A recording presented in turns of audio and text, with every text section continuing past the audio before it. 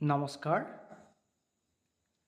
আজি পুনৰ আমি আহিছোঁ এই এষ্ট্ৰো লৰ্ড শ্ৰীৰাম চেনেলটোলৈ। আমাৰ উদ্দেশ্য হৈছে জ্যোতিষ চৰ্চা কৰা। আমি প্ৰথম অধ্যায়ত আলোচনা কৰিছিলোঁ জ্যোতিষ কি, জ্যোতিষ কেতিয়া আহিল, জ্যোতিষ ক'ৰ পৰা আহিল। এই কথাসমূহ আমি বিৱৰি আলোচনা কৰিছিলোঁ প্ৰথম অধ্যায়ত।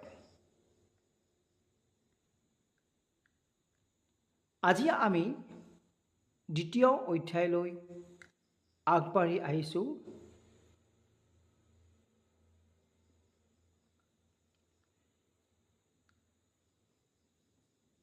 জ্যোতিষ জানিবলৈ হ'লে প্ৰথমে আমি জানিব লাগিব জ্যোতিষৰ প্ৰধান বিষয়বস্তুৰ ওপৰত। যেনেকৈ ধৰক, আপুনি যদি এখন গাড়ী চলাব বিচাৰে বা শিকিব বিচাৰে, তেতিয়াহ'লে প্ৰথমে আপুনি গাড়ীৰ ফাংচনসমূহ জানিব লাগিব। ঠিক তেনেদৰে জ্যোতিষ জনাৰ আগতে আমি কিছু কথা জানিব লাগিব।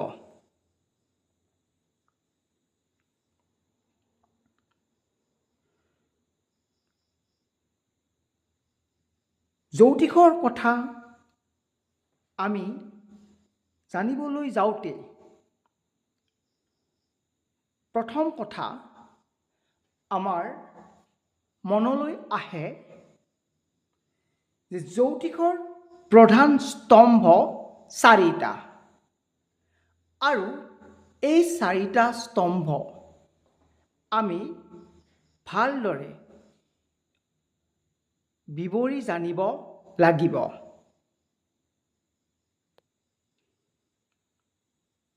গতিকে জ্যোতিষৰ প্ৰধান স্তম্ভ নক্ষত্ৰ, ৰাশি, গ্ৰহ আৰু ভাৱ। এই চাৰিওটা অবিহনে আমি জ্যোতিষ চৰ্চা কৰিব নোৱাৰোঁ। গতিকে এই চাৰিওটাই জ্যোতিষৰ প্ৰধান স্তম্ভ, আৰু এই চাৰিওটাই আমি অতি নিখুঁতভাৱে আৰু শুদ্ধভাৱে জানিবই লাগিব।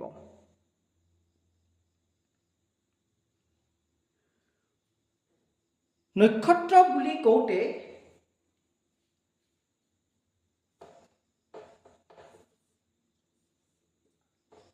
সাতাইছটা নক্ষত্ৰ আমি দেখিবলৈ পাওঁ। জ্যোতিষ অধ্যয়ন মতে যদিও আমি 27টা নক্ষত্ৰ কওঁ আৰু এটা নক্ষত্ৰৰ কথা উল্লেখ আছে, যাক নেকি অভিজিত বুলি কওঁ। এই নক্ষত্ৰটোৰ বিষয়ে আমি পিছলৈ ভালদৰে শিকিবলৈ চেষ্টা কৰিম। এতিয়া আমি শিকিম বিশেষভাৱে এই 27টা নক্ষত্ৰৰ বিষয়ে আমি বিশেষকৈ জানিবলৈ চেষ্টা কৰিম।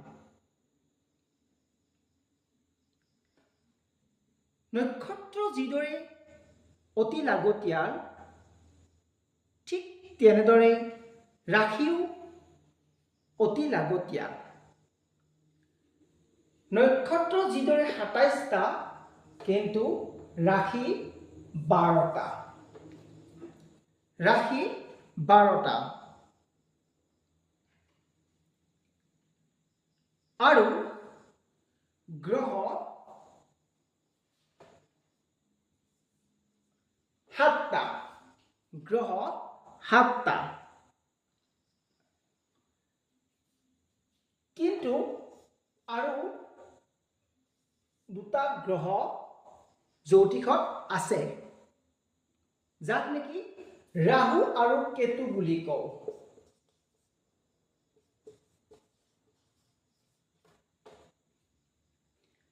ৰাহু কেতু হৈছে ছায়া গ্ৰহ এই গ্ৰহকেইটা বৈজ্ঞানিকসকলে বা নাচায় নামানে যদিও নাচায় নামানে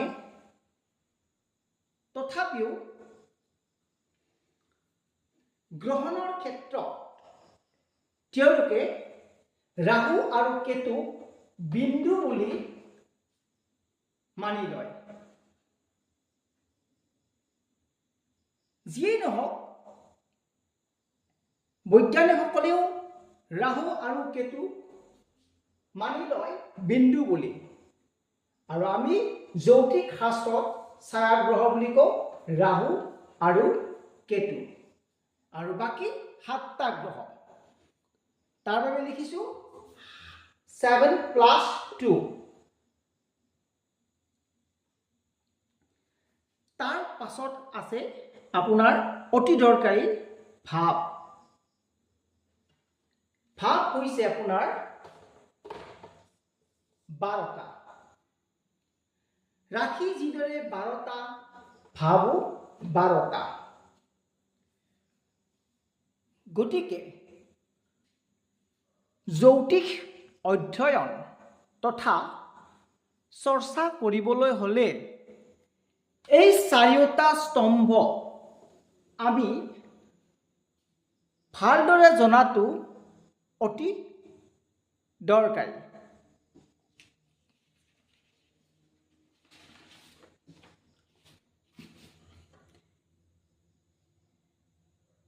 এই চেগতে অকমান আমি নক্ষত্ৰৰ বিষয়ে আলোচনা কৰোঁ আহক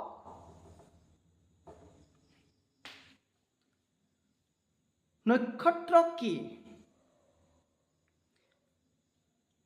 হয়তো আমি সৰুতে পাইছোঁ নক্ষত্ৰ কি বুলি ক'লে যাৰ নিজা তাপ বা পোহৰ আছে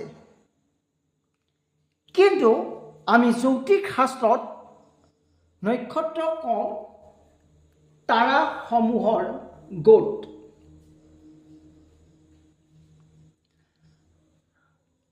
আকাশত হয়তো আমি দেখিছোঁ কিছুমান তাৰাৰ থোপ বা গোট আৰু এই তাৰাসমূহকে আমি জ্যোতিষত নক্ষত্ৰ বুলি মানি লওঁ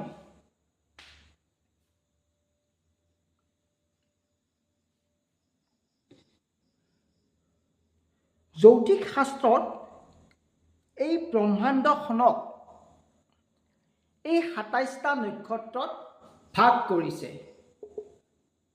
আৰু গোটেই ব্ৰহ্মাণ্ডখনক আমি 360 ডিগ্ৰী বুলি ধৰি লওঁ আৰু এই 360 ডিগ্ৰীত নক্ষত্ৰসমূহ বিস্তাৰিত হৈ আছে কিদৰে বিস্তাৰিত হৈ আছে আমি পিছৰ অধ্যায়ত পাম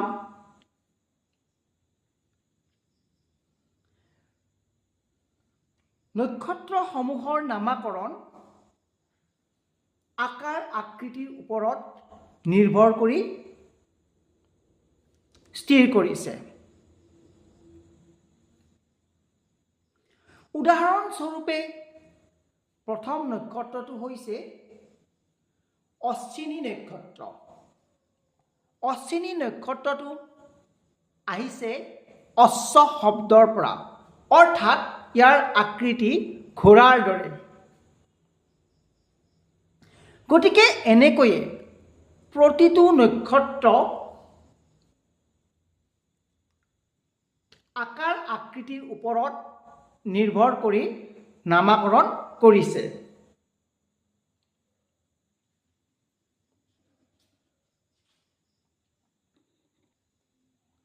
এইবাৰ আহিছোঁ ৰাশিলৈ। ৰাশি 12টা।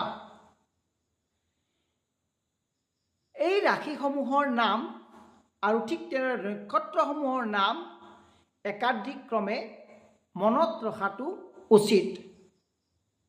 হয়তো অকণমান সময় লাগিব পাৰে, তথাপিও এই নক্ষত্ৰ, ৰাশি, গ্ৰহসমূহৰ নাম একাধিক্ৰমে মনত ৰাখিব লাগে।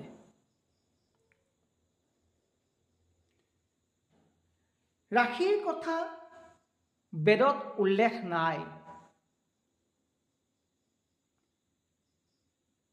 কিন্তু পুৰাণত ৰাশিৰ কথা উল্লেখ আছে।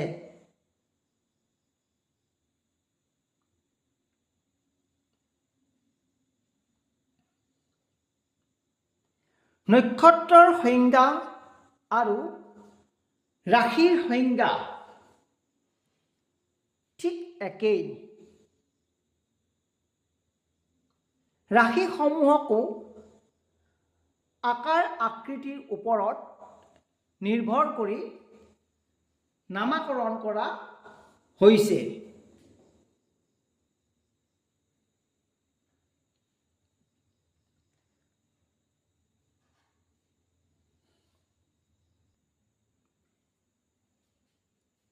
তাৰপিছত গ্ৰহ।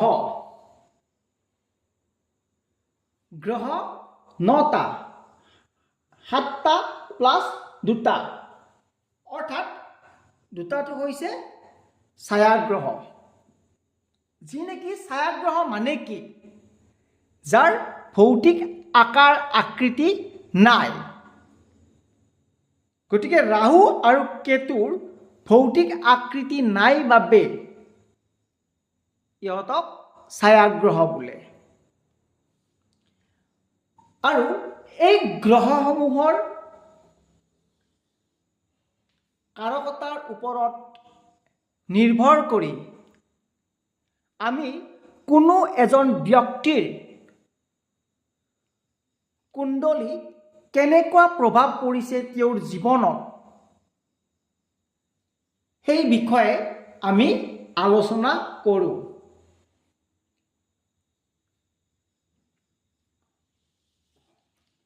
তাৰপিছত ভাৱ। ভাৱ হৈছে 12টা। মনলৈ প্ৰশ্ন আহে যে ভাৱনো কি? এই যে কৈছোঁ ভাৱ, এই ভাৱনো কি? ভাৱ 12টা। ৰাশি 12টা, ঠিক তেনেদৰে ভাৱো 12টা। এতিয়া প্ৰশ্ন হ'ল ভাৱনো কি?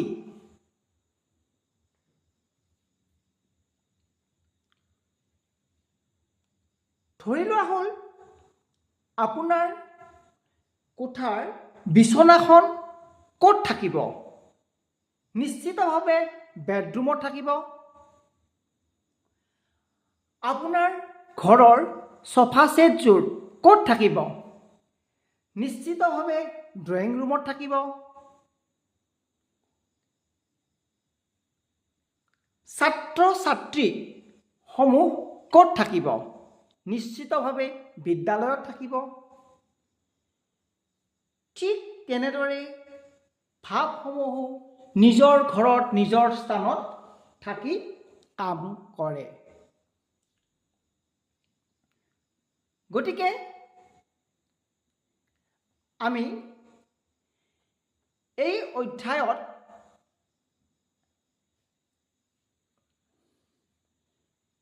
বুজিলোঁ যে নক্ষত্ৰ, ৰাশি, গ্ৰহ আৰু ভাৱ এই চাৰিওটা জ্যোতিষৰ স্তম্ভ আৰু এই চাৰিওটাৰ বিষয়ে আমি ভালদৰে জানিবই লাগিব।